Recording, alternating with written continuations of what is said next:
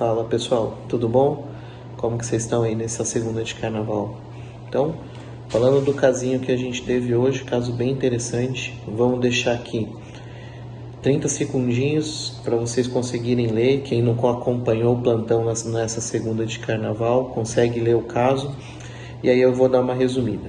Então, seguindo, homem, 28 anos, foi trazido pelo PS pelos seus colegas. Ele estava numa festa de carnaval, foi encontrado muito agitado, hiperexcitado, não estava falando coisa com coisa, trouxeram ele para o pronto-socorro. No pronto-socorro a gente viu que ele estava hipertenso, taquicárdico, pele pegajosa, bastante suado, essa pele. Glasgow, perdi um pontinho ali porque estava confuso, mas não tinha déficit motor, parecia que os reflexos estavam um pouquinho mais exacerbados, mas cardiovascular não tinha nada. A gente fez até um eletro, viu que tinha um ataque sinusal e do restante, do ponto de vista respiratório, abdominal, não tinha nada de alterado e extremidades ele parecia muito desidratado, ele tinha uma impressão de estar mucosa desidratada, mas a pele muito úmida.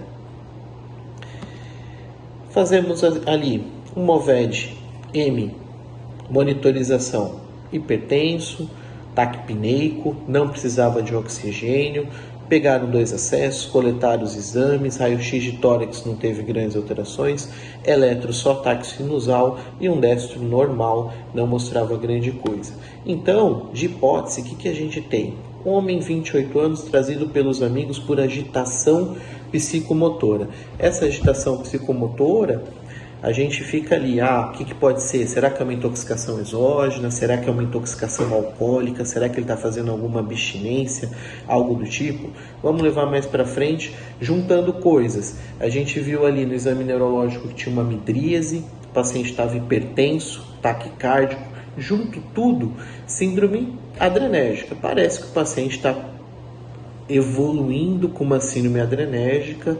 Ok, vou fazer benzodiazepínico, vou tentar fazer um manejo sintomático e esperar, será que ele usou cocaína, será que ele fez uso de alguma outra substância psicoativa? Vamos esperar, vamos ver como tem. Mas não deu tempo, ele apresentou uma crise convulsiva na nossa cara, lá no pronto-socorro, crise convulsiva, pontos iniciais. Então, vamos monitorizar esse paciente melhor, vamos levar agora para a sala de emergência, vamos deixar ele mais na nossa mão, checar a glicemia, benzodiazepínico SOS, pode ser o midazolam, pode ser o diazepam, e pensar em diagnósticos diferenciais.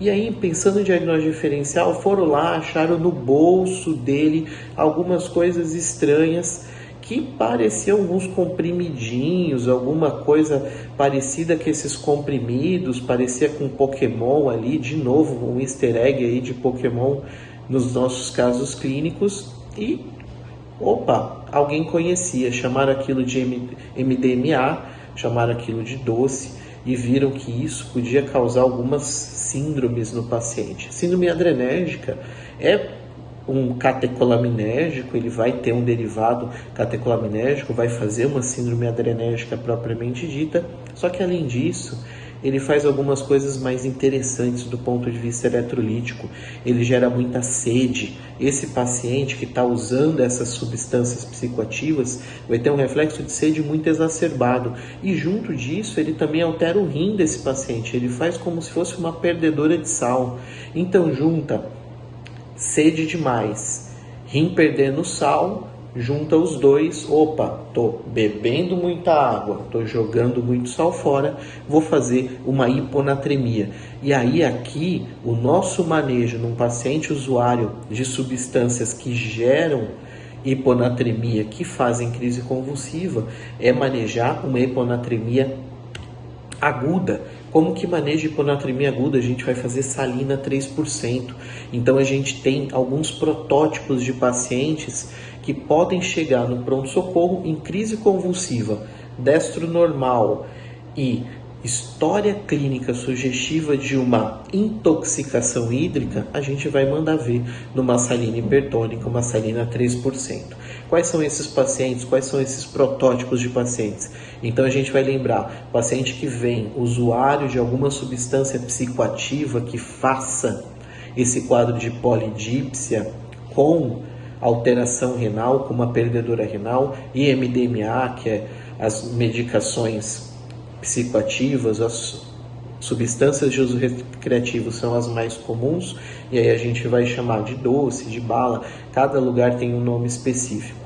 Além disso, a gente tem outro protótipo de paciente que é o corredor. O corredor que não é profissional, o corredor amador, ele termina também fazendo uma situação de intoxicação hídrica. Como que funciona isso? Está lá correndo e resolve tomar água, está com sede, toma água, toma água, toma água, e vai perdendo sal na sudorese, vai perdendo sal por mecanismo de transpiração. Esse paciente também vai fazer uma intoxicação hídrica. Então, pós-maratona, nas situações de maratonas tipo São Silvestre, tem muito caso descrito de paciente fazendo crise convulsiva por intoxicação hídrica.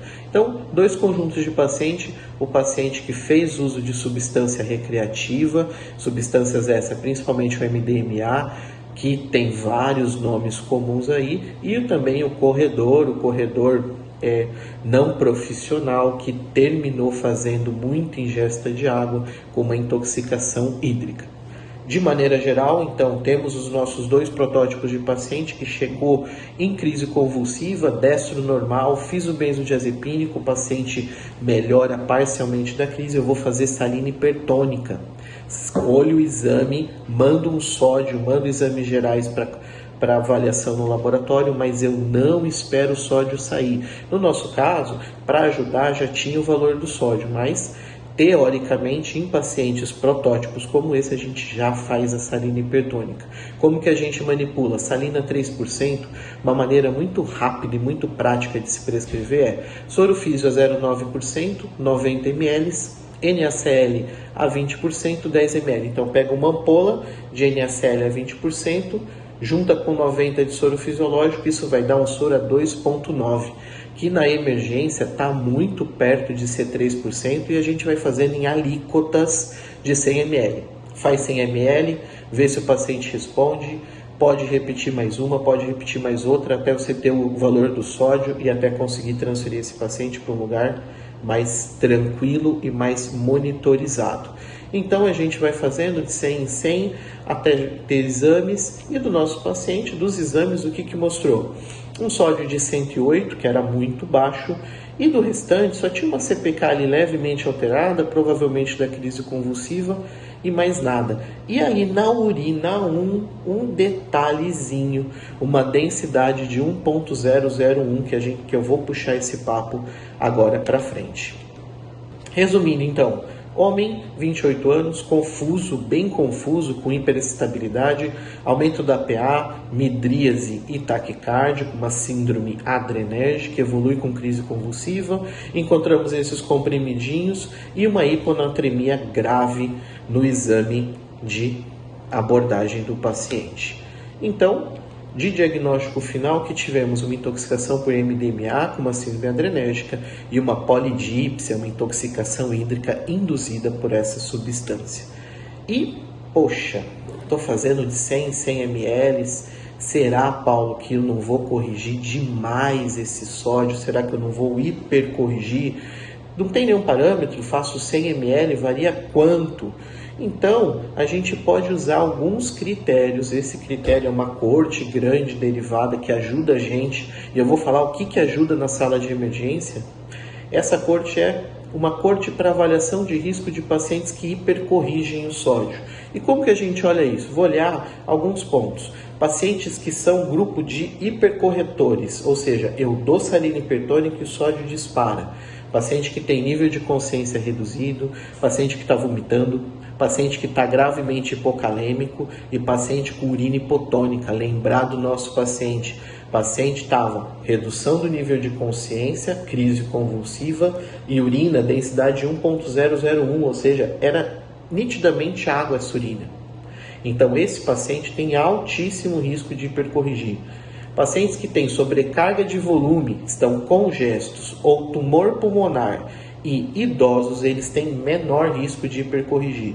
Usando isso, a gente consegue dar um norte para a gente de quanto em quanto tempo ou o quanto agressivo eu vou ser ou não na correção do sódio.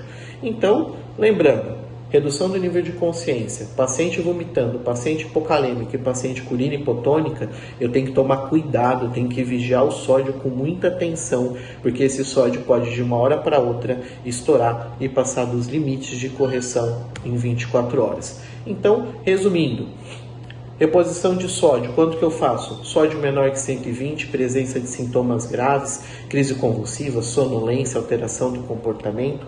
A apresentação mais comum a ser utilizada é o soro a 3%, o NaCl a 3%, a gente vai fazendo alíquotas de 100 a 150, endovenoso. E o que a gente tem de meta?